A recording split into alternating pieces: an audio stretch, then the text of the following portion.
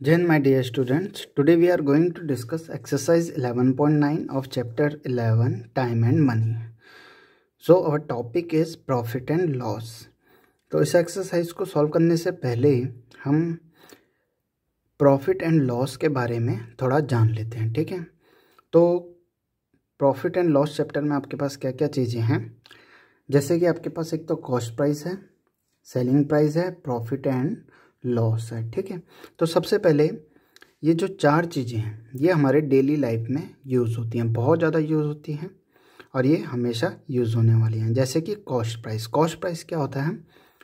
Cost price, the cost price is the price at which an item is purchased, ठीक है। Cost price वो है price होता है जिसमें हम कोई आइटम खरीदते हैं। जैसे कि आप मार्केट जाते हैं, आप मार्केट जाके कोई भी सामान खरीदते हैं, आप शॉप पे जाते हैं, शॉपकीपर से कोई सामान खरीदते हैं, तो वो क्या होता है उसकी कॉस्ट प्राइस में लेते हैं, ठीक है।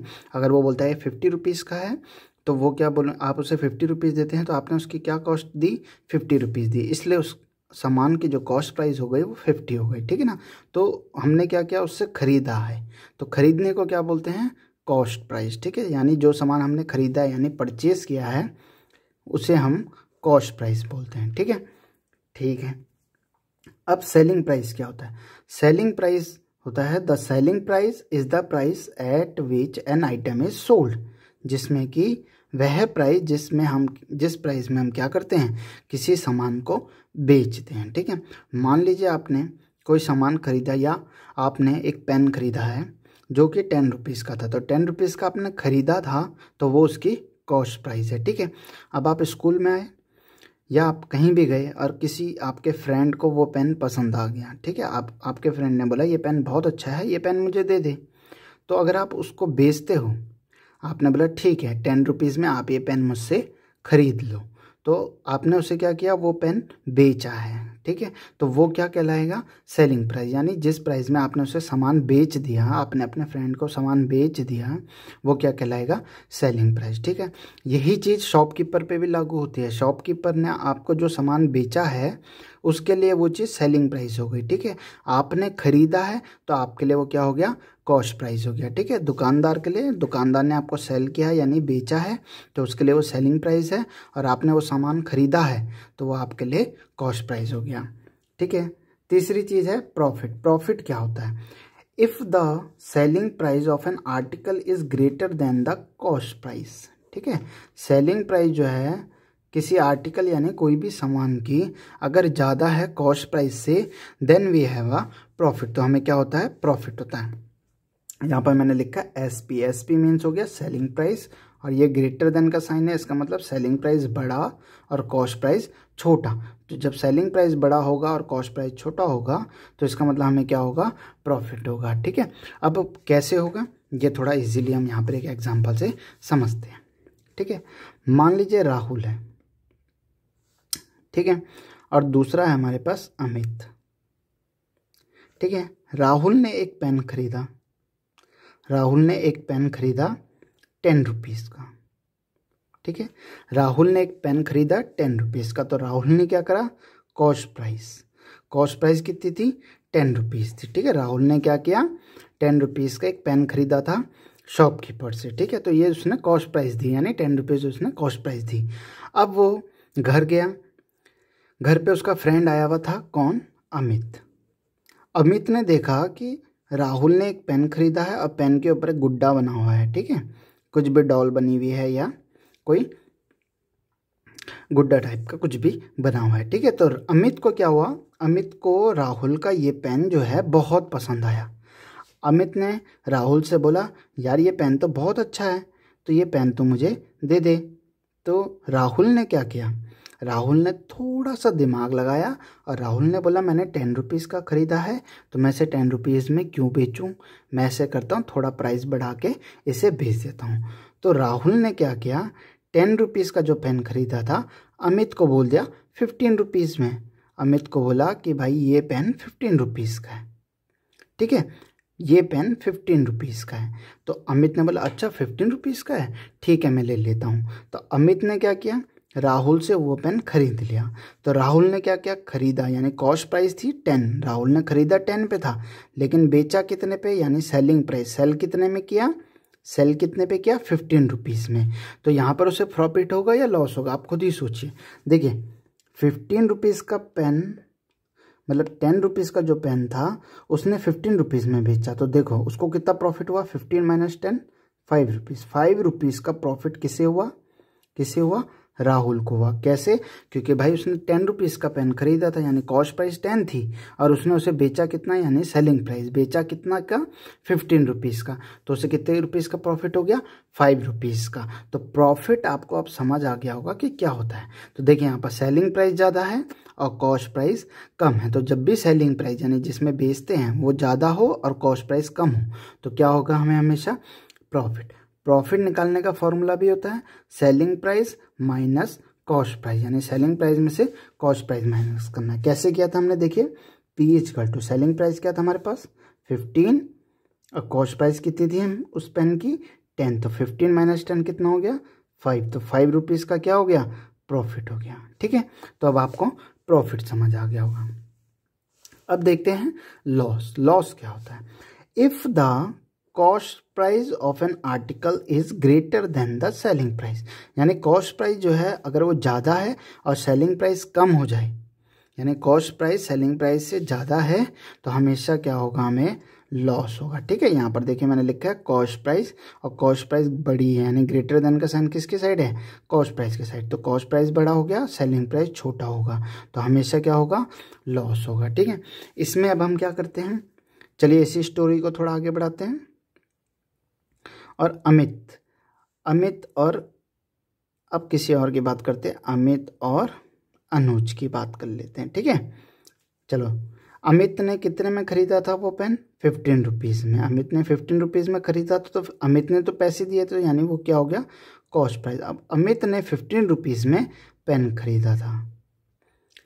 ठीक है, कौन सा वाला पेन, वो ये गुड्डे वाला पेन। ठीक है, अमित ने 15 रुपीज़ में खरीदा था, तो अमित के लिए कॉस्ट प्राइस हो गई वो।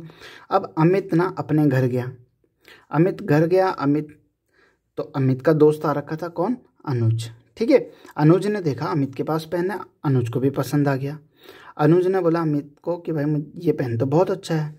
तो अमित ने क्या किया, अमित ने उस पेन को ला रहा था, तो उस पेन के क्या वो ऊपर से गुड्डा टूट गया, गुड्डा उसका टूट गया और पेन जो है ढंग से काम नहीं कर रहा था। तो अमित को अब टेंशन हो गई। अमित ने बोला यार मैंने 15 रुपीज़ का पेन खरीदा है और अब ये ख़राब लग रहा है। तो अमित ने क्या किया, अनुज को बोला कि भाई ये पेन का गुड्डा जो है टूट रखा है, ठीक है ना। तो अनुज ने क्या बोला, ठीक है कोई बात नहीं, गुड्डा टूट गया पर मुझे पेन दे दे। तो अमित ने बोला ये 15 रुपीज़ का। तो अनुज ने उससे कहा मुझे नहीं चाहिए 15 रुपीज़ का, मुझे तू ये 10 रुपीज़ में भेज दे। अनुज ने बोला, अमित ने बोला ठीक है भाई, मुझे लॉस होगा, पेन ख़राब हो गया, इससे अच्छा मैं ऐसे 10 रुपीज़ में भेज देता हूँ। तो अमित ने क्या किया, अनुज को 10 रुपीज़ में भेज दिया। तो अमित ने क्या किया, सेलिंग कितने में सेलिंग करी, 10 रुपीज़ की। ठीक है, अब आप खुद सोचो अमित को प्रॉफिट हुआ या लॉस हुआ। सिंपल सी बात है, अमित ने 15 रुपीज़ का ख़रीदा, यानी कॉस्ट प्राइस 15 रुपीज़ थी, और बेचा कितने में, 10 रुपीज़ में। तो सेलिंग प्राइस कितनी हो गई, 10, और 15 माइनस 10 कितना हो गया, 5। तो अमित को क्या हो गया, 5 रुपीज़ का लॉस हो गया। ठीक है, तो यहाँ पर लॉस का फॉर्मूला देखिए क्या है, cost price minus selling price, यानी कॉस्ट प्राइस जब बड़ा होता है, कॉस्ट प्राइस बड़ा होता है और सेलिंग प्राइस छोटा हो जाता है, तो तब क्या होता है, हमें लॉस होता है। अब आप खुद देखिए, कॉस्ट प्राइस 15 था और 10 रुपीज़ जो था सेलिंग प्राइस था, तो 15 माइनस 5, वो सॉरी 15 माइनस 10 कितना हो गया, 5 रुपीज़। तो लॉस कितने का हो गया, 5 रुपीज़ का। ठीक है, तो ये तो थी कि स्टोरी जिससे कि आपको प्रॉफिट और लॉस समझ आया है। ठीक है, तो हमेशा एक चीज़ ध्यान देना कि भाई हम अगर कोई सामान कम रुपए में खरीदते हैं और उसे बेचते किसी को महंगे में, तो हमेशा हमें क्या होगा, प्रॉफिट होगा। और कोई सामान हमने, जैसे कई बार क्या होता है, आपने देखा होगा कि आप सब्जी लेने जाते हो और आप सब्जी वाले से कोई सब्जी ले रहे हो, उसने आपको बोला कि भाई ये 10 रुपये की है, ठीक है। तो आपने बोला नहीं नहीं नहीं नहीं ये तो बहुत महंगी है। तो उसने बोला जिस मैंने 10 ही रुपये की खरीदी थी, मैं आपको 10 में ही दे रहा हूँ, अब शाम का टाइम हो गया है, मुझे घर भी जाना है। तो आपने बोला नहीं 10 रुपये में तो नहीं, 5 रुपये की दे रहा है तो मैं ले लूँगा, ठीक है। तो फिर क्या करता है वो बोलता है ठीक है शाम का टाइम है, सब्जी खराब हो जाएगी, तो वो आपको 5 रुपीज़ में देता है। तो देखिए 10 रुपीज़ की सब्जी उसने खरीदी और 5 रुपीज़ में आपको दी, तो 5 रुपीज़ का उसे क्या हो गया, लॉस हो गया, ठीक है। तो इस तरीके से हम लॉस एंड प्रॉफिट निकालते हैं, ठीक है। अब हम करेंगे इसके आगे एक्सरसाइज, ठीक है। चलिए एक्सरसाइज 11.9 क्वेश्चन नंबर 1 देखते हैं, ठीक है। क्वेश्चन नंबर 1 में लिखा है फाइंड द प्रॉफिट और लॉस इन ईच केस। ये 3 केस दे रखे ए, बी और सी। तो इन केस में आपको क्या निकालना है, प्रॉफिट एंड लॉस, ठीक है। क्वेश्चन में क्या क्या चीज़ गिवन है ये आपको हमेशा याद रखना है, ठीक है। तो देखिए सबसे पहले कॉस्ट प्राइस, ए पार्ट में कॉस्ट प्राइस क्या दे रखी है, ₹70, और सेलिंग प्राइस क्या दे रखी है यानी एसपी कितना दे रखा है, ₹185, ठीक है। अब प्रॉफिट होगा या लॉस होगा, ठीक है। अब आप खुद ही सोचिए, सेलिंग प्राइस मतलब जिसमें बेचा है, बेचा कितने में 185 और ख़रीदा कितने में 70। तो मैंने आपको बताया था जहाँ पर भी सेलिंग प्राइस बड़ा होगा और कॉस्ट प्राइस छोटा होगा वहाँ हमें होगा प्रॉफिट। अब प्रॉफिट निकालने का फॉर्मूला क्या होता है, selling price minus cost price, ठीक है। तो ये फॉर्मूले जो हैं जो मैंने आपको अभी बताए थे प्रॉफिट और लॉस का फॉर्मूला, वो आपको याद करना है, ठीक है। तो प्रॉफिट कैसे निकलेगा, profit is equal to selling price minus cost price. तो profit is equal to selling price minus cost price, ठीक है। तो देखिए आपको ये ध्यान रखना कि प्रॉफिट और लॉस कैसे पता चलता है। तो प्रॉफिट हमेशा सेलिंग प्राइस बड़ा होना चाहिए और कॉस्ट प्राइस छोटा। तो देखिए सेलिंग प्राइस 185 है और कॉस्ट प्राइस क्या है 70, ठीक है। दूसरा कंसेप्ट यूज़ करो कि भाई मैंने बेचा महंगा है, मैंने सेल किया है 185 पे और ख़रीदा कितने में था 70 में। तो भाई जब मैंने ख़रीदा 70 और बेचा महंगा है तो मेरे को प्रॉफिट ही होगा। अब देखो 185 सेलिंग प्राइस था और कॉस्ट प्राइस कितना था 70, ठीक है। अब आप इसे माइनस करेंगे तो कितना आ जाएगा 115, ठीक है। देखिए इसे आप ऐसे भी माइनस कर सकते हैं साइड में, ज़रूरी नहीं है कि ऐसे लिखें। अब आप बड़ी क्लास में आ गए तो इसी तरीके से करते हैं, ठीक है। देखिए 5 और 8 - 7 1 और 1 आ गया ना, ₹115।